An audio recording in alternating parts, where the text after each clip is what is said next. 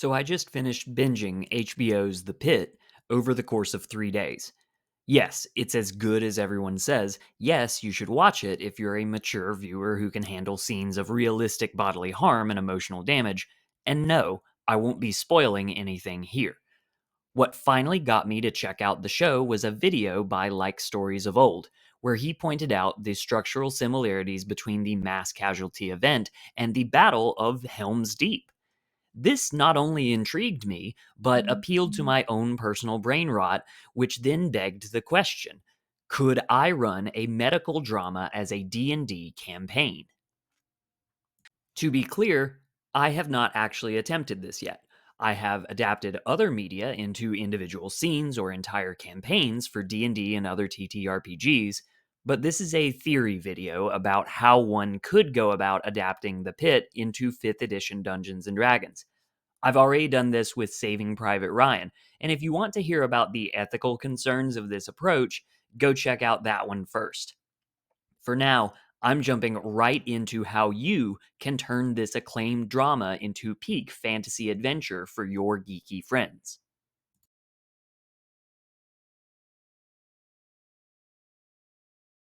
The setting of the Pit is the ER department of one hospital in the city of Pittsburgh. We do not leave this dungeon with multiple rooms and multiple challenges, making this a location based campaign rather than a villain based campaign. It is very easy for you to establish a religious temple to a god of healing or a battlefield hospital of some feudal lord. But I would actually recommend playing with the Bastion system introduced in the 2024 Dungeon Master's Guide. This will give more personal stakes to the players as they design their hospital as their home base in session 0. Normally D&D has the players raiding dungeons and slaying dragons, but in this case, the danger will be coming to them as they try to save as many patients as possible. To play up the crowded city aspect, we will place our player's bastion in Sigil, the hub city of Planescape, enabling us to introduce not only various humanoid patients into the mix, but extraplanar beings as well. This will inform our characters and our themes later on.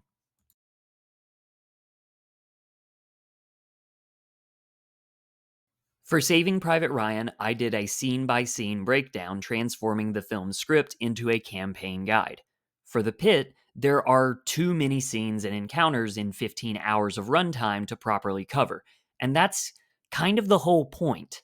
This is all too much for our characters to handle. There are too many patients, too many encounters, which interweave elements of exploration, social roleplay, and yes, combat. Now, you might be wondering how combat is going to enter the mix here. Yes, there is at least one instance of one hospital employee being assaulted in the show, but that is far from the focus. The greatest danger to the patients are their injuries and diseases, which threaten to sap away their hit points and well being, just as they tax the resources and stamina of our hospital staff characters. I recommend you incorporate 3 random roll tables for the first part of our adventure. The first table is the patient, utilizing random fantasy species and creature types. The second table is a list of symptoms. Now, this is going to provide some limitations. In D&D, hit points are an abstraction of damage that doesn't actually relate to things like a lacerated forearm or broken femur. Hit point damage is easily fixed by many healing spells and abilities, or better yet, through a good rest. So instead, we will be utilizing D&D's subsystems of conditions, poison, disease, exhaustion, madness, haunts, and curses to build out symptoms affecting our patients, which our party of characters will have to solve. The third table will introduce complications, such as rolling a second symptom, incorporating an NPC known to a character, or introducing a moral dilemma like a patient being anti-mask or anti-warlock. Using your random roll tables, start introducing random encounters for your characters to solve. Each encounter will begin with exploration by using skill checks and detect spells to determine the symptoms and their cause. The combat portion will involve initiative order as the party works against a timer to treat the symptoms. Incorporate damage over time effects on the patients to heighten the tension. The social roleplay portion will weave itself into the combat through bedside manner and overcoming complications. By using this model, you can create palpable danger to be overcome while using a non conventional encounter that will be something different for your players. Let's zoom out and look at the overall structure of your adventure. Adventures typically take place over multiple days, with several long rests in between, plus short rests in between combat encounters on the same day. The characters of the pit do not have that luxury. The show incorporates real time into its structure, with each episode representing 1 hour in the ER, the entire season comprising one particularly long and grueling day. For your Pit D&D adventure, there will be no long rest. And while there might be an option for a short rest or two, that option should be weighed against the lives and well-being that could be lost by your casters choosing to recharge. Just when your party might have a handle on their initial wave of random encounters, you will introduce the second part of the adventure with a mass casualty event. Swap in new random tables for symptoms and add in an enhanced triage element as you throw out complications. No time for big drama here, just treating as many patients as possible. If your party makes it through without being knocked out by exhaustion or doses of psychic damage and stress from the traumas they are having to face, then they have played their roles effectively and the campaign is a victory.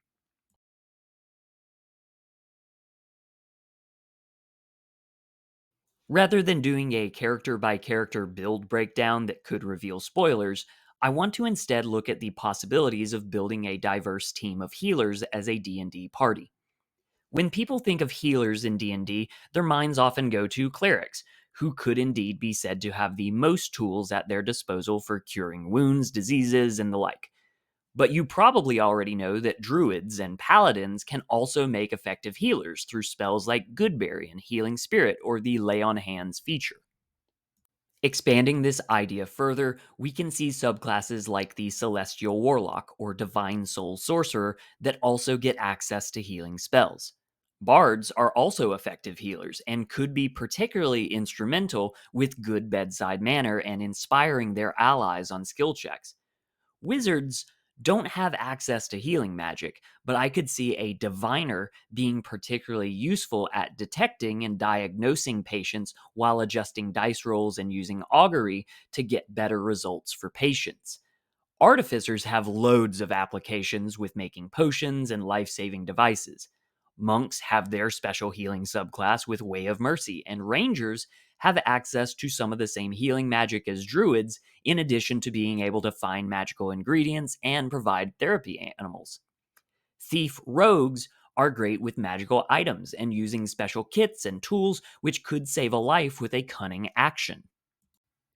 The only classes that don't have healing expressed in their kits are the fighter and the barbarian.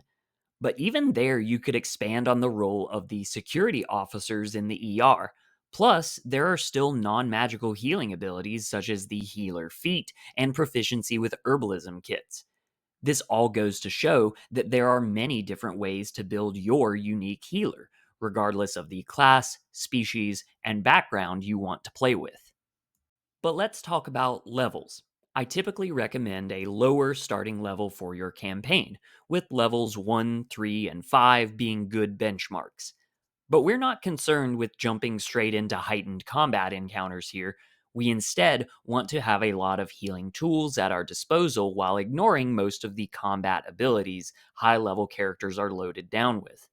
Heal is one of the most powerful and catch-all healing spells in D&D. It is the easy button for combat healers.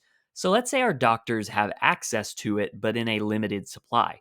Heal, being a 6th level spell, means we can allow for 11th level casters. I think this would be a fun starting point to show off competent but not godlike healers. But there's one more major consideration from the show itself. There are established doctors like Robbie, Langdon, and McKay, but the show also introduces 4 new doctors and students on their first day in the ER. The dynamic between Robbie, the residents, and the newbies is crucial to the show, and it's not an element we are going to throw out for the sake of a so called balanced party. So instead, we are going to utilize disparate levels. That idea may scare you, but not only do I promise this can work, but I've done it multiple times, and I've even played as the character that rolled the lowest possible level, and I still had a great time and didn't get any less spotlight as a sidekick. I recommend skipping randomly rolled levels and instead just having your players choose what level they want to be. You might think that everyone would want to be level 11 Robbies, but not everyone wants that pressure. And Dr. King is the best character, and I want to be her, please and thank you. Keep in mind that the lowest level character here isn't exactly a Boy Scout with their first aid merit badge. Even Whitaker is almost done with medical school, so the level floor should probably be around 7 to reflect that level of competence. Finally, there is the element of drama each character brings to the table. Utilize personality traits, ideals, bonds, and flaws, as well as alignment to establish how your character feels about their role in the fantasy hospital. Don't worry about complex backstories or establishing how they got all their XP to get to their level. Make what is relevant to the campaign, just like the show's writers only divulge background about their characters as it becomes important. When working on the flaws for your character, consider adding in one piece of major baggage and stop there. We want the primary trials and trauma of our characters to come from the story we are telling, not your backstory.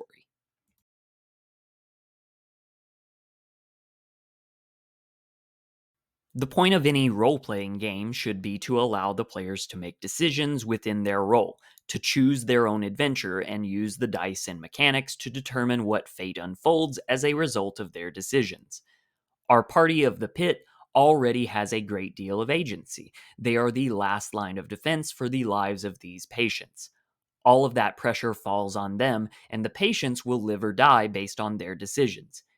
You don't have to do a lot of work as a DM to make a contained sandbox and avoid a railroad if you stick to your random tables and allow the drama to unfold. Some of you may have noticed a problem with the Bastion setup in the setting section. Part of the stress faced by the characters in the show is the oppressive nature of the hospital as an institution and as a profit making entity outside of their control. By putting the Bastion in the hands of the players, I am removing this extra element of drama and threat. But I think it's a worthy trade off to give our players more agency and buy in the game.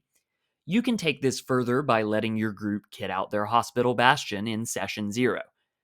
Do they spend limited gold on material components for resurrections and restoration spells? Do they want to buy a bunch of healing potions and antitoxin or rely on their own spell slots to do the work? Do they want to bring on hirelings to manage the facilities and give them a few extra spell slots? Some DMs will prefer to provide all of this themselves and skip a group accounting session, but if your players really like resource management, then let them make these decisions so that later on, when they run out of bandages but have extra gemstones, they know that they were the ones who made that choice.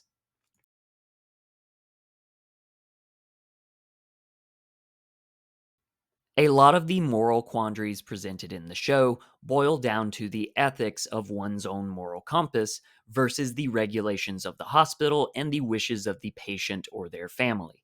Most of these quandaries can be carried over to your D&D game, though not in a one-to-one fashion. I would usually advise against having an abortion or anti-vax debate at your D&D table, but there could be plenty of interesting fiction to be wrought from a paladin who is conflicted about treating a lich, his Hippocratic oath conflicting with his oath to slay evil.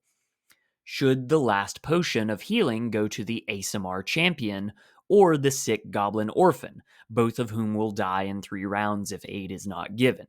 What happens when one of your own party members gets caught hoarding the diamonds meant for material components for their own personal gain?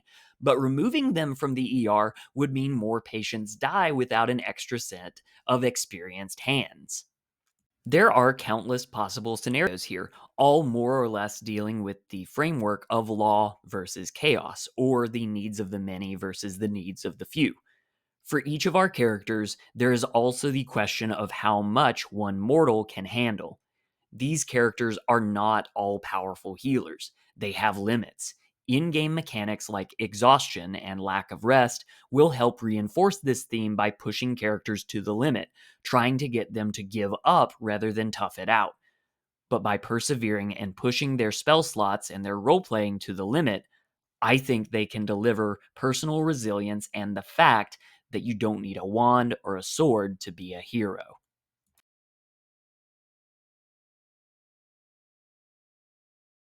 So, is the pit a perfect dungeon? Well, no. You will have to do some hard work as a DM to create the medical encounters in place of traditional combat. Players will have to build characters with a completely different mindset, and there are a host of real world sensitivities that will form a minefield to roleplay through. But I think all of those risks are worth it. I absolutely think it is possible to create a pit campaign.